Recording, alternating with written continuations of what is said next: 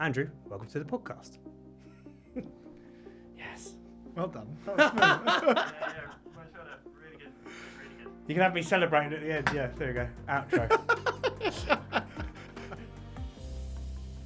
The way we design and deliver architecture is changing fast. We're moving beyond static drawings and into a world of living in data-rich models.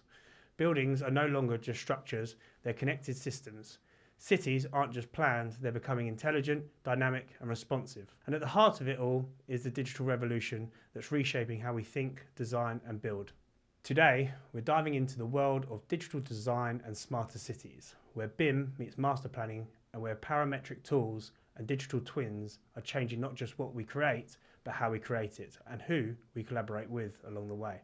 It's one of the most exciting and fast-moving areas in the built environment, and one that every design leader needs to understand.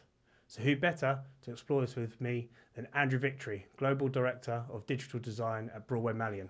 Andrew brings over 25 years of experience at the cutting edge of architecture, urban design and engineering. He's held global leadership roles, driving digital transformation across design and delivery. And today, at Broadway Malyan, he leads the firm's digital strategy, from BIM and automation to computational design and digital twin integration. He's someone who doesn't just talk about digital transformation, he builds it into real-world projects and teams. Andrew, welcome to the podcast. Thank you. I'm assuming you haven't done one before, or have you? Not a podcast, no, I don't believe. Oh no, sorry, I have. Apologies, I have, but it was not like this. It was a virtual event. Well, welcome to the AEC Innovators Circle. Thank you very much. So we are talking about digital design and smart cities today, so it'd be really good to, suppose, get your view on it, right? They are buzzwords within the industry, but as a leader, I suppose, how do you position both of those? I mean, it's a broad topic. I mean, to be honest, you end up with everyone has a kind of an opinion on what constitutes digital design, and is it more focused on the digital piece, or is it more focused on the design the concepts around the design process, I should say. What I think for me it really encapsulates is how are you going to use technology to do your design processes? How are you going to implement faster ways of working that can be achieved from technology through in that design process? And potentially where can technology take you in terms of the creative side of things, or in terms of the design process as well? So it really can be quite a broad church, let's call it. It can be anything from trying to come up with some new innovative design processes, to finding out how to streamline how you do the design process, really, and also around the engagement with the other people that might be involved in that design process. So it's about bringing technology to design, really. In relation to smart cities, I mean, I think the more and more I read on smart cities over the years, the more I recognise that actually there's many proof points that have been going on anyway within the industry. They might not have been called smart, they might have had other names in them. I think there's also a kind of slight negative connotation to the concept of smart cities, because of the idea that smart, we're implying that cities haven't been running themselves smartly before the idea that technology was on board, and kind of shining a light on and scrutinising how they run themselves. And when you can consider how long cities as a place for humans to live has been around for as probably as long as humans, really. If you read books like *Sapiens* and things like that, it gives you lots of insights around that and civilizations. Clearly, cities know how to run themselves. It's just then, okay, well, with the changes happening around digital and data and information, and and the emerging of AI and everything else around that, it's how can cities get the best use of what's coming out from those advances that's happening in the industry. So, given that on both the city and the digital design, I suppose what are you seeing the biggest shift in the industry, moving towards these builds, but also, I suppose, what's lagging behind? And I'll just give you some remit on that, is that other guests we've had on the podcast, but also people I'm speaking with, is that, when building buildings or cities, one thing they're finding very hard of is they're building, but they're not always getting some of the data and information back to actually get that smart reading. And that's what I'm seeing from a lagging behind perspective. But what are you seeing both from a shift, but also what you see lagging behind in your workflows? I think one of the areas I'm definitely seeing where there is a very clear shift happening, which maybe is to do with just the advancements of technology, maybe it's to do with the cultural, culturally people are feeling more comfortable with it, is in relation to mobility. Definitely I'm seeing around infrastructure generally. water, for example, as well as, as I say, trains and highways and everything in the middle of that. I've definitely started to consider, okay, what is the information that's available to us? How can we organise the information that we're receiving on that stuff? And also, how can we get better results from the infrastructure that's in place, especially for some of the older cities where some of that information is maybe lacking or doesn't exist, and so it's a little bit of how can we start to gather that information and structure it in an effective way for a use case. Water is a kind of easy one, often picked at because of the fact that clearly there seems to be a public opinion that there is opportunities to improve that flow, pardon the pun, but there seems to be opportunities where, okay, how do we connect the information around what's happening to that asset, to maybe the materials that are running through it and things like that. And from a mobility perspective, I think you could argue that there's aspects of data that was being collected even, if I think of the city I live in, London, Oyster cards and things like that, which have been around for quite some time, were a method and a means for people to already start catching some data that might not be quite real time, but it gives you a lot of data around how people use spaces and how people move around spaces and things like that. And, I think things such as COVID showed some really impressive examples when the data was looked at as a before and after, and then now after COVID kind of approach. You're seeing that there was information there that's been valuable, and it can actually represent what the impact has been on humans living in those cities when things like that have happened. So I suppose the question on that is, as you mentioned, cities been around for a long time. Why is it important to be smarter in a sense of the smart city? Why is it important to try and really understand the data from all these cities? Why are we driving this? I mean, so from a lot of the reading I've done on this and continue to do and find fascinating, it does seem to be different cities have different problems they're trying to address, and different approaches about what's important to them to take on for the city. In some ways it's where they see opportunities for inefficiency, and there is an argument for cities to use digital methods to kind of bring forward or bring to light inefficiencies and then create some level of order and structure to that.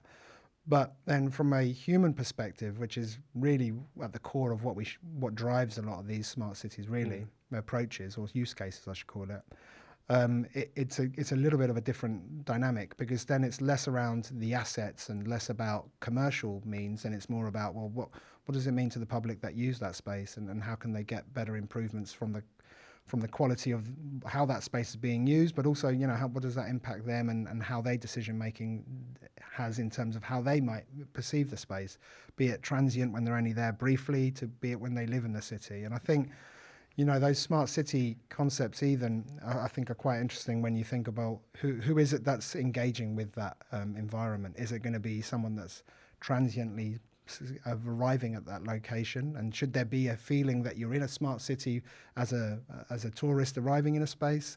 How comfortable do we feel with that? Will we feel a level of surveillance, or actually will we feel a bit of welcome and feel comfortable with the idea that we've been welcomed somewhere, and we feel that they are kind of helping us navigate that city?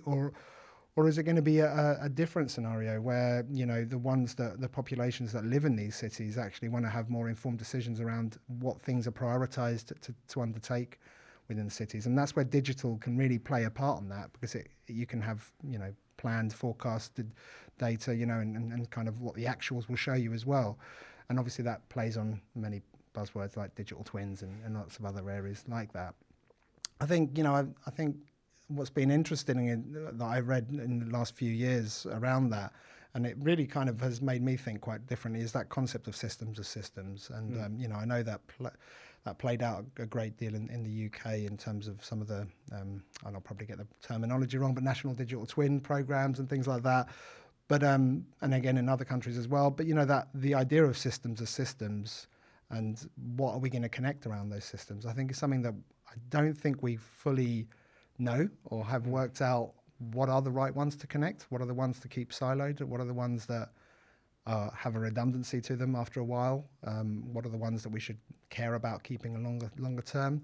And, we're seeing lots of scenarios where awful things have happened, where we do want to have that concept of golden threads and things like that, to kind of have that data from historic decision making, and to see how it's going to play out for the future for everyone else that's involved in that. And how can, the population's grown faster than we can fathom, and it's a lot of it's coming and going with the AEC industry. Is how do we going to be responsible for building, especially for the next 10, 20, 30 years or so, right? And it sounds like, like you said, learning from the data from the smart cities and efficiencies. How can smart cities help build, in population growth in Africa and other places like that? How can we learn from the cities we have today to actually help with some of this, the population demand or even the demand on the AEC industry to build faster, quicker and more efficiently? I think the sad truth is that all three of those the faster, quicker, better quality, and lower cost. The other that's the other one. The other main paradigm in the middle of that all.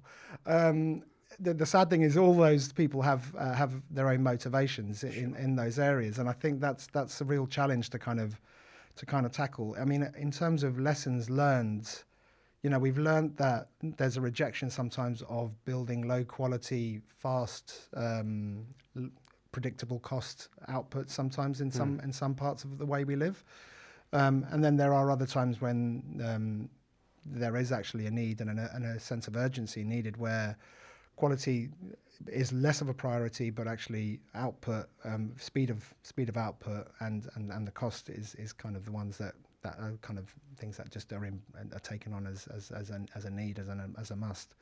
So I think the sad thing is I do feel that paradigm of all three, quality, time, and money, are all still always going to be in there, I think, in the mix.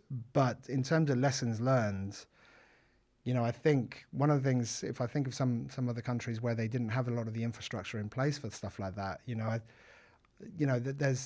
there's a kind of there's a benefit for them obviously there, because then they haven't got all that historical way of working and that embedded way of thinking, where they're looking at how can we incrementally improve what's already there.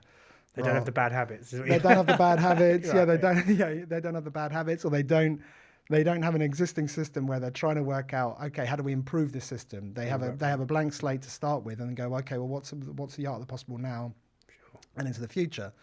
Now, even there, I think we're still in a mix, because some of it still relies on infrastructure being physically built rather than it be like a wireless environment where there is still flexibility on that infrastructure, because as new 5G, 6G onwards ever emerge, it's a kind of, the transition will feel easier in some sense from a digital technological perspective, but from a cultural perspective, there can still be a hell of a lot of rejection around that.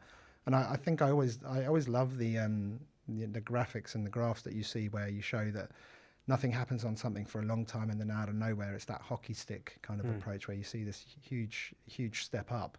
And I think it's always exciting to see where that's going to be. But as I said, I wouldn't say the smart cities in relation to infrastructure, I've felt it as being a hockey stick. I've just felt it as a slower growth, but a recognition that it's important, and a recognition that there is value in the information that was produced, and that there is value in trying to keep it relevant and keep it up to date. Totally agree. When we talk about digital twins, IoT, and all the buzzwords, right? I know you don't use tools for tools' sake, and I know as part of digital design and both smart cities is going to be important roles, and we've already talked around data as well. But you're very much outcome led, right? So a lot of people are talking about the buzzwords as well as AI. You could throw that in there as well. But I suppose how do you drive these initiatives? How do you know that? I had a discussion the other day that digital twins is very much playing their place. I know I mentioned about you using them as well, but they're not sometimes driving the outcomes of certain cities or buildings that are trying, which is the cheaper, faster, and more cost efficient and more carbon neutral in a sense. So how are you driving both using digital tools but replying to outcome? Because I know that's a lot what you talk around is the outcome driven policies. Yeah, I mean, it's a good question, to be honest. I think the outcome, the reason I try to focus on outcome is because often with technology, you're touching on people's habits and people's way of working, which is what they've in self have recognized or felt that is the right approaches to kind of do stuff. and so to get them to change their way of working, it is a a thing where you have to kind of not persuade them as such, but make them feel that you're making the decision, you're trying to help them in their decision making and why something is a better approach in the other sense. So, the outcome side of things ends up being, well, look, I know that you're doing it this way, but if you do it this way, you might end up with a better result. Now, don't get me wrong, there are times that you have to put your commitment on the line and kind of say, look, I do really truly believe that this will change the way you feel about the approach and feel about having to put down the tools that you've already used. But the thing I've often said in advance to them on occasions is that and I'm going to use, unfortunately, a BIM one because it's one I've experienced many times, is the move from CAD to Revit or BIM or whatever BIM technology you're going to use in the terms of 3D modeling or in a parametric modeling kind of environment. The thing I've said to him is, look, you're going to do the transition, you're going to hate the first project, you really are going to hate it, and you're going to want to go back to things the way they were. And the second time, you'll start to see the value, you'll start to feel better about it on the second project, and you'll start to feel that it's more appropriate for what you need. And then by the third time, you have a strong opinion, usually. By the third project, they have an opinion on how we should be doing it, and they actually think, well, no, we should be using the tools, but slightly different to the way they are. And it does have to be that kind of 3-phase approach, or that from my own experience of how people feel about it. And so it ends up having to be something where you are giving them some level of commitment as to timelines on that change, and also always recognizing that it's hard and it's difficult and it is a learning journey, and it's a challenging one, and that you are always going to feel the pressure. And even from my personal phone, there was times when I, for fun, would swap from one operating system to another one between contracts. I would never do that. Just to see how that felt, what that experience was like, and it was hard. It was really hard. It was really hard. I mean, I have to admit, I haven't done that in the last 10 years, but I used to do that. I've kind of just given up on that, and just because I've learned from myself. But I used to do it just for experience, just to see for myself, okay, what does that feel like in terms of a change, and how comfortable and how frustrated am I getting with it? And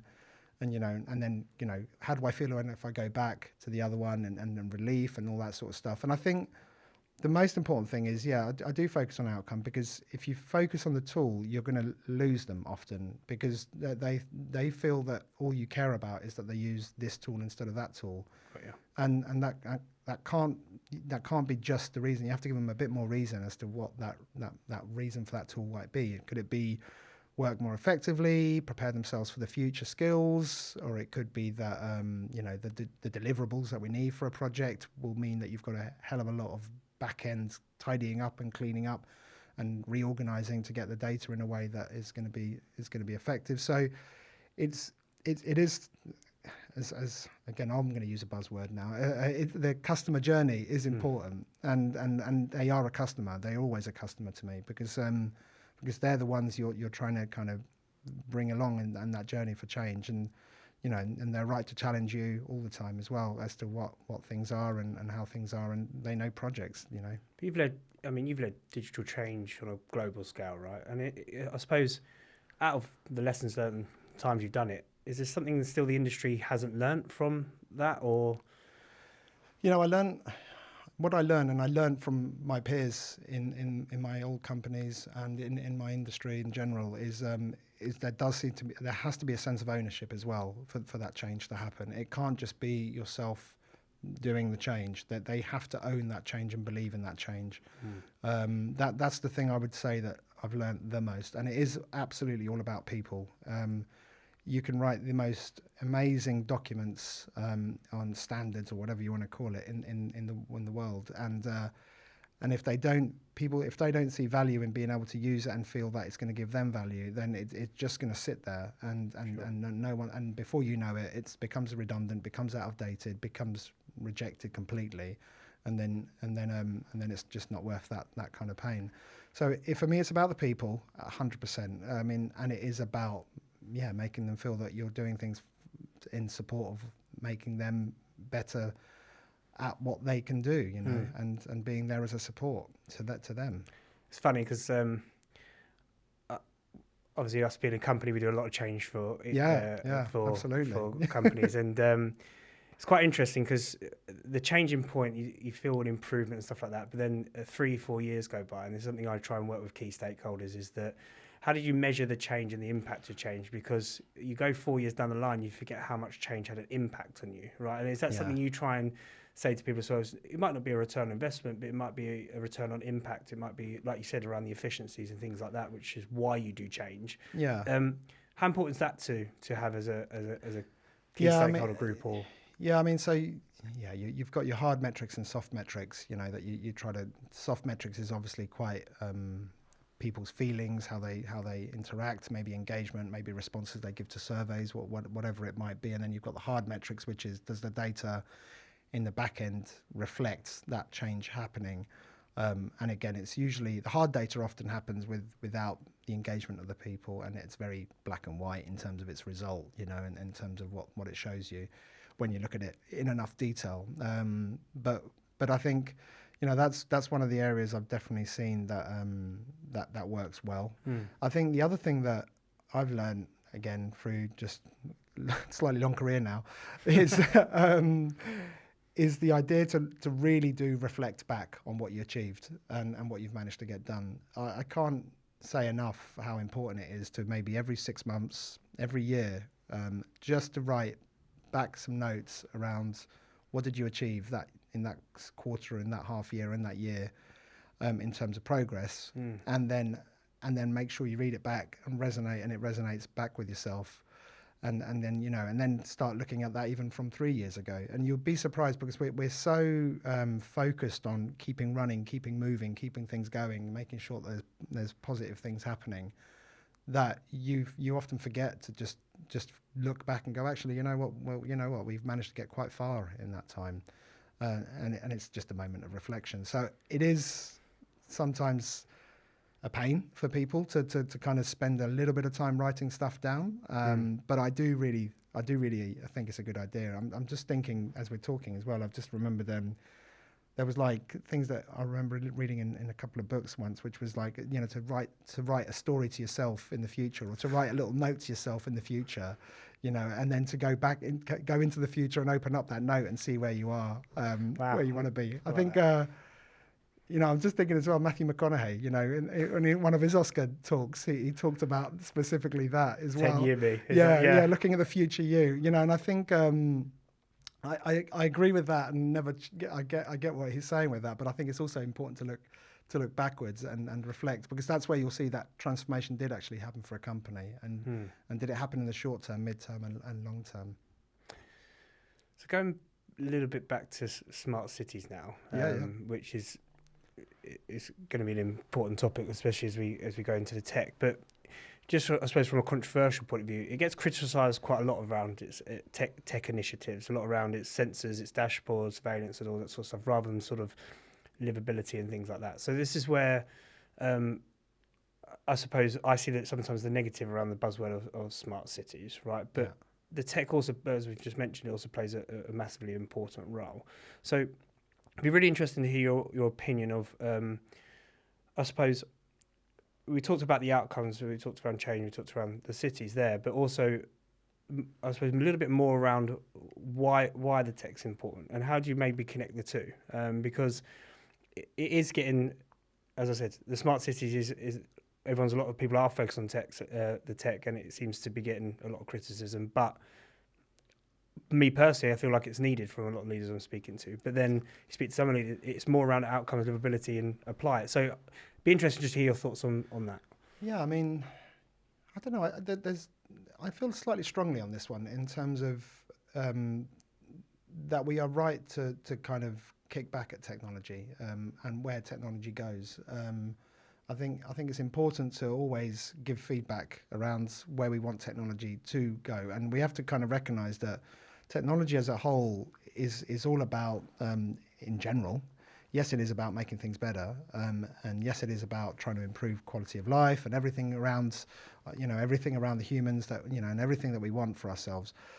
But at the same time, you always have to be kind of conscious of the motivations of technology, and its motivations are often around adoption, making you engaged as long as possible, absolutely giving you value, but also making sure that you are on that system, using that system as much as possible.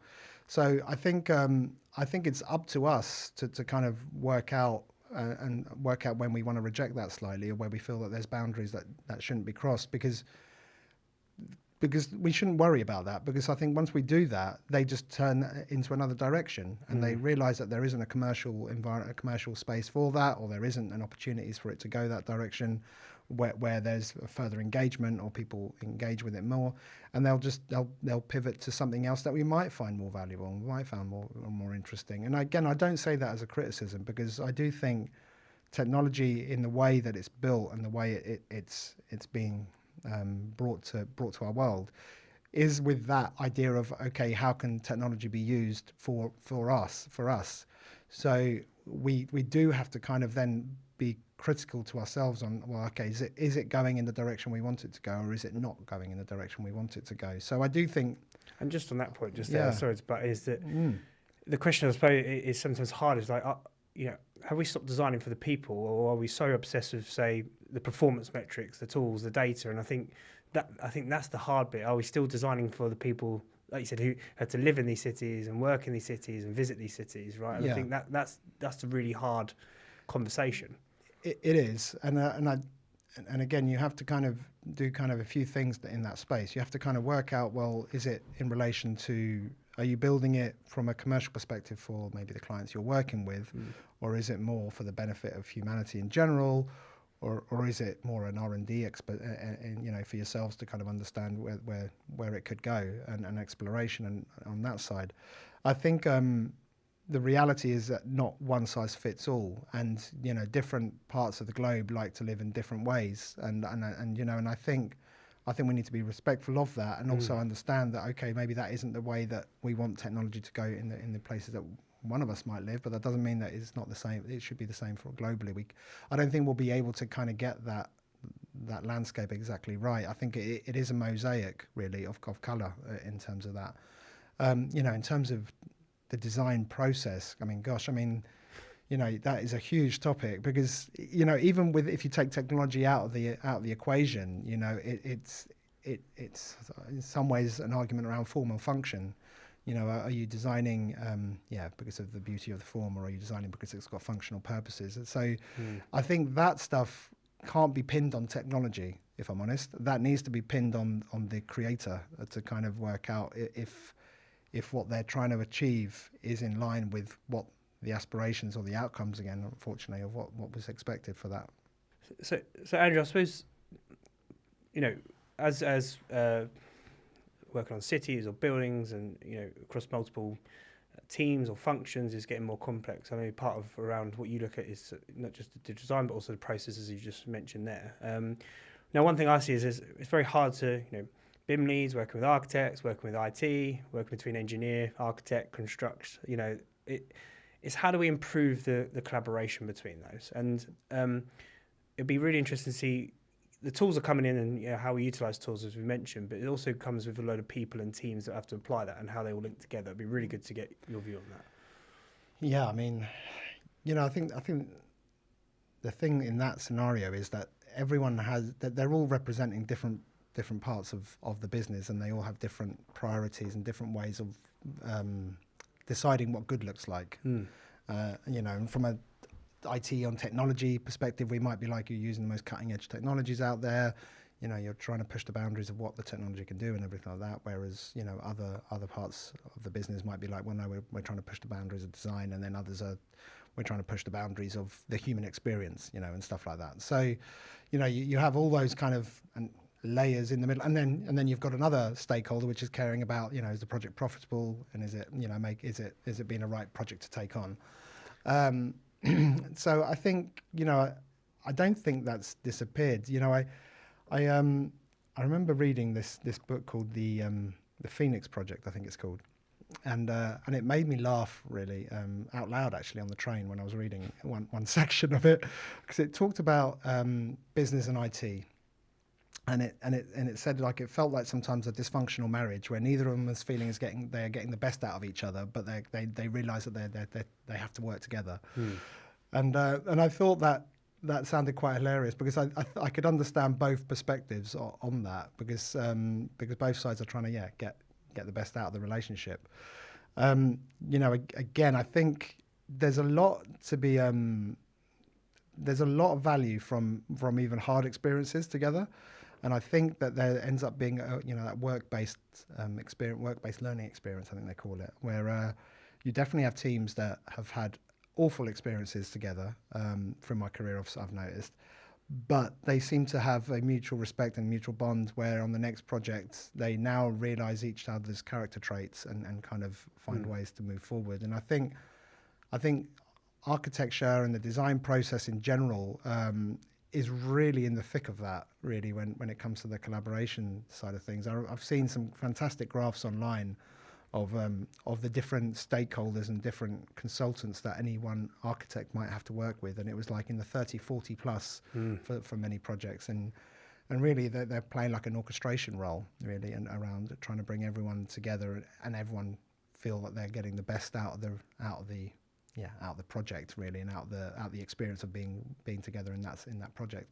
The sad thing is often as well, that a little bit like flight attendants, flight staff, they you always think of flight staff on planes that they are all together on every single flight, week in, week out, and then when I've met some of the staff on those flights in a conversational way, they've often said, no, we meet on the flight, and then we might not see each other again for another month. You're on different flights, then we're completely different people, and I think it makes me laugh because it makes me think, okay, so imagine you've got these people all having to try to work together. They're only going to be together maybe for 10 hours, and then they won't see each other again for a month. So how do you get those processes in place where they all feel like that they're working like a structured organism, if I can call it that, and then I think it's the same also with AEC projects, that often it's not the same companies all working together project after project.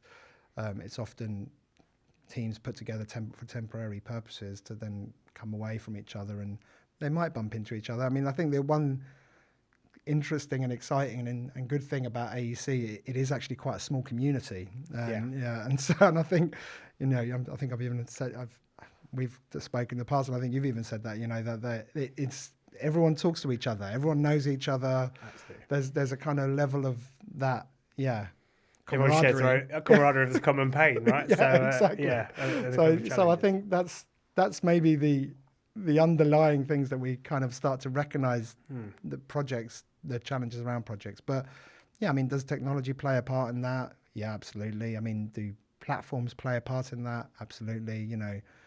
How do platforms play in that scenario? I mean, the whole idea of federated platforms and all that sort of stuff kind of makes me laugh sometimes because we spoke about a platform where everyone works together, and now we've ended up with a series of platforms that all need to talk to each other. It's like little mini cities all having to talk to each other.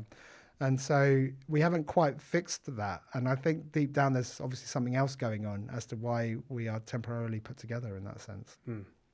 Great. I mean, you mentioned BIM.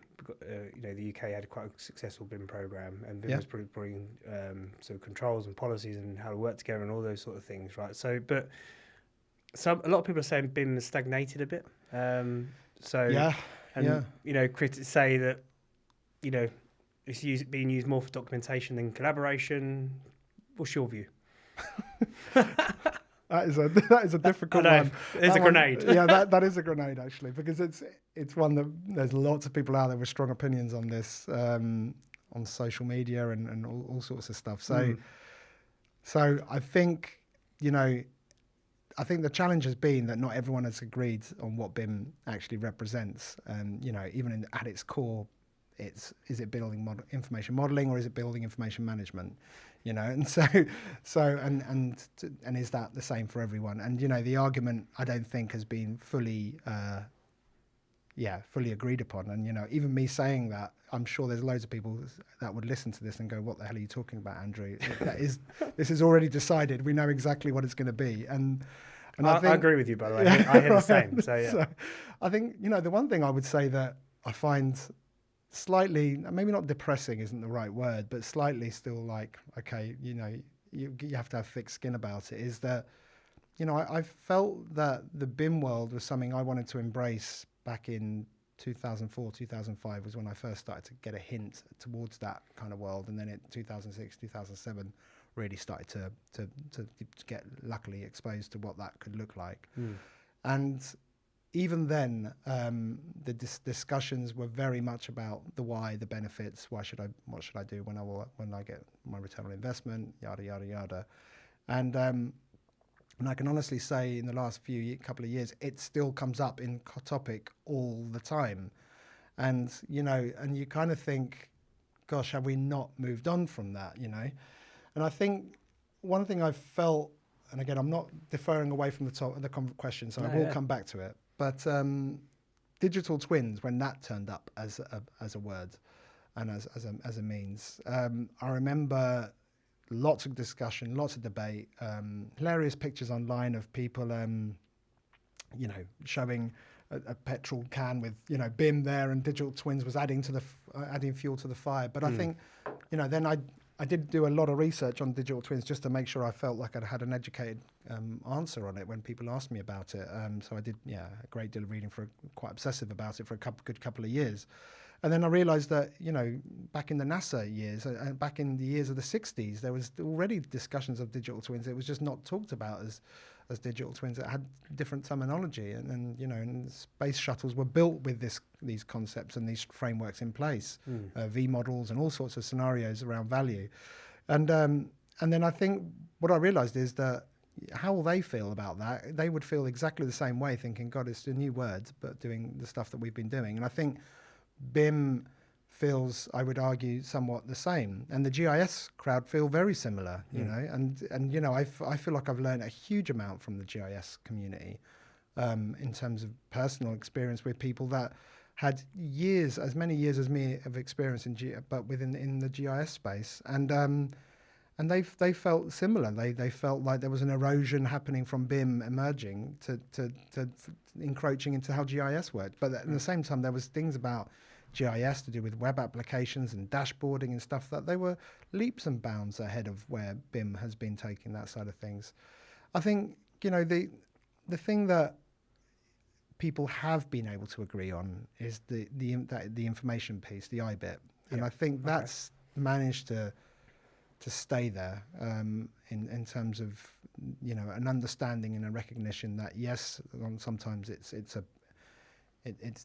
for one purpose or another, but in reality at the core of it, it's about, okay, there's information being produced in a digital environment. Hopefully there's some level of common language and common understanding of how that information is being produced and how it's going to be structured and communicated back to the supply chain. But at the core, that bit hasn't changed. So I'm open-minded about that stuff, and I think whatever works for people is the best word I'll use in that scenario. Good. Now, you mentioned a few things there around some processes, and we mentioned BIM, but one thing also in the digital world for AEC right now, there's a lot of digital noise, number of applications that have been adopted. You could talk about Revit, Rhino, Enscape, all the other ones are going on. There's a lot of digital noise, right? And I suppose it's a hard landscape to navigate, as well as, the last podcast talked about AI. It's now 1,700 odd AI tools to the AEC tools. So there's so much digital noise out there. I mean, it'd be interesting to hear your view around, if there's a digital process or a singular process or some sort of digital noise you would remove from the industry, is there a particular thing you would take out, add in, something we have to do? Because I speak to quite a variety of key stakeholders that, a lot of people do a lot of different things with a lot of different tools and using it in a lot of different ways, right? And I know we talked offline around how we standardise construction and some of the conversation around that, which is another thing for building quicker, smarter, cheaper cities. But I think a lot of it starts with a lot of this digital noise. So it'd be interesting. I think, in terms of the technology portfolio, it's definitely got hugely harder than it was from a management perspective, from a evolutionary perspective and change that's coming. Obviously, we're in a very exciting time because of all these different ones that are emerging. That one day will, some of them will become, the core for many of us. What that specific one will be, who knows? We're not quite sure how that will play completely. But I think the best thing I would suggest is to always look at it from a portfolio perspective, and never to look at it from a singular couple of tools perspective.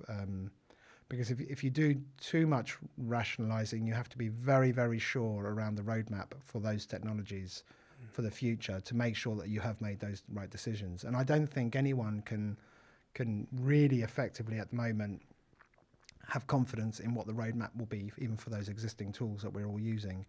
Because in the past, we relied on the yearly releases of products to kind of give us some exciting new features that we might find effective in the way we work. But I think what we've all come to recognize in the last sort of 5 odd years at least anyway is that those roadmaps sometimes are 6 months old at best.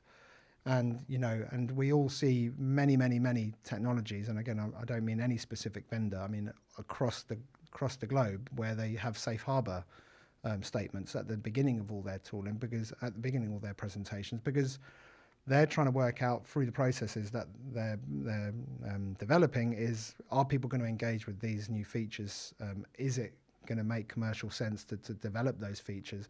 And so because of that, it's a safe harbor environment. And unless you're going to be able to have a very, very solid, educated understanding of what you and all your peers are going to take on, there's no clear way that will change. Now, yes, we could debate government policies around certain tools, mandating of certain tools, mandating of certain platforms, mandating of certain file formats and interoperability, and we could definitely hypothesize and debate on where that could go, and everything like that. But I think the thing that we have to be is flexible on the approach to technology. Now, you do also have to be, with the existing portfolios, you should be looking at the features of those portfolios and making sure there is actual tangible differences between the features of the products, and there is a good way for it to be useful for the next step on that chain. But if there isn't enough of an argument around that, then you need to kind of work out which ones you're going to get rid of, or decommission or find ways to migrate to. I think all the areas are moving at really interesting. I mean, visualization is moving at a pace that is incredible. Yeah. It's incredible, and it's really exciting. I think it's very hard at this moment to really recognize what that will look like in 2 years' time. Yes, there's lots of discussions around image to 3D models and things like that, and there's lots of discussions around maybe it won't go that far into the future. Lots of discussions around immersive and where will immersive go with that, and and will people be doing immersive adjustments while on the fly? And do we want clients to be able to have some level of complete control over that of that output, and not give them some guidance and some direction on that? So it's very interesting. I think the harder bit is the middle bit. I think we're all seeing that there is opportunities emerging where technology is going to be very effective at that front end concept stages. There's some very good examples are coming out where potentially one day that asset management piece and that construction to asset management piece could really start Absolutely. To come a bit closer together. It's that middle bit in between those two stages, which I think is where there's a huge amount of change and disruption, and I think, unfortunately, it won't be the same size and same fit for all markets and all geographies. I think it's going to be potentially different geographies approaching that middle layer, that middle section differently. And I think at that point you have to reflect on what sort of companies you work at, because that will kind of give you some indications of where it could go. How much are you finding the end users are being part of the strategy? Just because the way I see, take architecture for example, they're part designer, part technologist now, but they also have to be part strategy, because a little bit like you said is you can't can't put all your eggs in one basket from a technology standpoint because you have to be very, very sure. So how much are you finding them being part of the major strategy around digital design or where practices are going? I think they definitely play a big part in it, because I think they're the ones that will engage with it and decide on what to reject or what to accept, in the purest sense. But I think on the top down, let's call it, on the policy side of things, I think that there is some areas there that we can kind of give some direction and some support around what is the best directions to go. I think realistically they do have to be engaged in the process. I mean, I think in many ways, unfortunately, from a technologies perspective, many of the softwares that are emerging rely on that what's happening on projects and the pain points that are happening at end user, because they rely on that end user to be the kind of one that one gives them feedback around how useful the technology or the tool is, and also they're the ones often on the delivery side of projects, and so they're the ones that will make sure that bottom line will be met, in terms of profits and things like that. The top line is where the responsibility is of technology, of companies to work out, well, where does technology support that top line for a company? So I think it's a little bit of both. I think, I'm going to say the word AI. I know we've tried desperately not to talk about AI, and I'm doing the same. Yeah. I'm doing the same.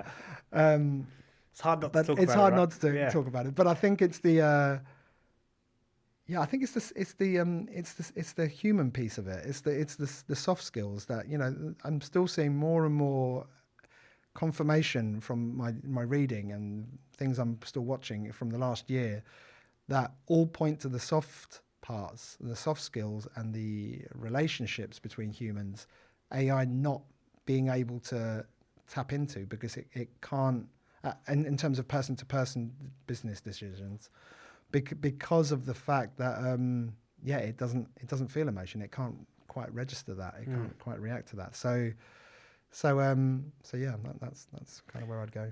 So I'll ask one AI question because Okay. it's hard to talk about digital design and smart city and all the other buzzwords without AI. using But AI. I suppose the one AI question to ask, and Right. it's hard, as we mentioned today, it's hard to talk about digital design and all the other big things going on in the design process without mentioning AI. I think it's going to obviously play a big role in that. Where do you see some of the biggest impacts from AI adoption today, in either both or a singular one? I think I touched on this already, but I'll just I'll mention it. I mean, obviously, from a visualizations perspective, it's a done deal. It's already in the mix. It's already disrupting the way that projects develop those initial visualizations. I think if anything, all the companies that do rendering tools should really be working out where does this sit in terms of their features and how are they really going to get this into the mix very quickly before there's an erosion of their own products. That should be their top priority. I think where does it sit other than that? I think it's been fascinating from my perspective when you see phrases like co-pilots and assistants and stuff like that, because clearly it's being seen as a partner to the way you work rather than it taking over now. Now I think that reality will have to continue. I'm hoping, rather than it become the leader in the whole approach. But I think the visualization pieces, creating representations, definitely. The output at the more detailed levels, I don't think it's nowhere near where it needs to be truly disruptive in terms of how things happen. The computer vision side of it definitely is going to be very interesting to see how it plays out on that side of things, and it already has been for a fair few years. I think other than that, I think it's there's an element of me that's quite excited about it, because there's in terms of, we've always spoken about complexity of project delivery and the challenges around trying to aggregate information, get things organized enough.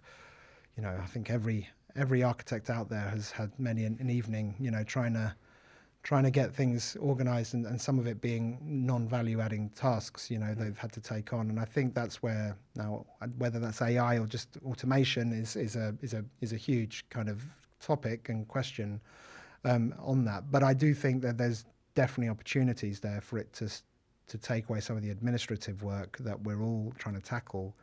And I think the chat side of things is going to be really interesting. I also think it's going to be an area where different generations are using it in different ways, and I think that's going to be really interesting to see how that plays out, because we have everyone using it from a method of Google searching to some generations of people using it as a lifestyle decision maker for you and things like that. Especially the younger generation, right? Absolutely. They see it as as a way of saying, I'm not feeling great today. Give me some tips on how to feel better, or I'm thinking to have a relaxed day. What sort of things would you schedule for me today? That sort of thing. I think I think some of the interesting stuff I've read a lot on is talking about how it's one day going to be like an operating system, so it sits as that invisible layer, and even that's going to bring up loads of questions around bias and where the direct and how much we can trust the data and information that it outputs and all that sort of stuff. But I think in the short term, and I mean short term in terms of 1-2 years, I don't think much further than that. The advancements around how it engages with imagery and how it reviews data and interrogates documents and gives us feedback is already way along the line of where it will go. So let's see. So you mentioned the future there. Obviously, I suppose that's to wrap up as a final question. Sure. I know you don't look too much beyond 1 or 2 years, but I suppose looking forward, I suppose what excites you, which is what's coming. I suppose what is exciting you, and I suppose what you're excited to be part of what you're actually going to build, I suppose, because you've been on this, like you mentioned, 25 years. Not to say what's the next 25 years look like, right. Get your crystal ball out. But it would be interesting to see what, I suppose, the next 5 years of building something and what's exciting you today. I think what's exciting me today, and I think one of the areas I think I've spoken to yourselves about in the past, which I think is that concept about we know that potentially AI is going to impact the world of coding and the development of coding, and taking away the need to code, because the AI would take a lot of that out of our hands. I think what will be interesting, and again I do try to look 1 to 5 years.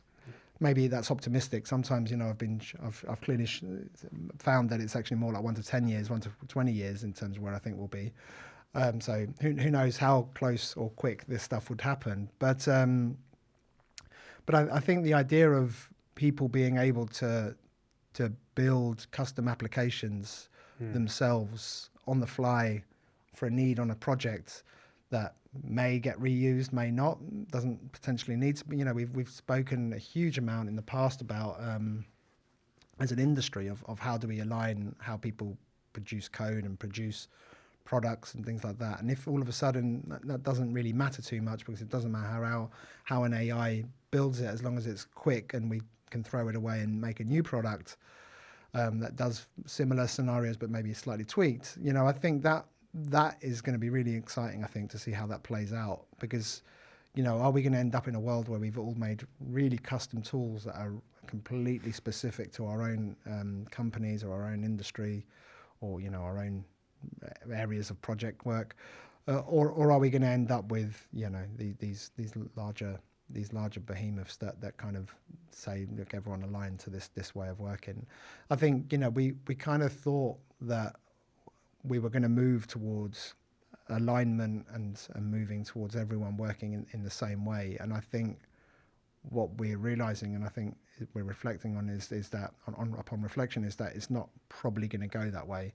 And again, you really, really do have to take a portfolio approach on everything, and it's not going to get any easier.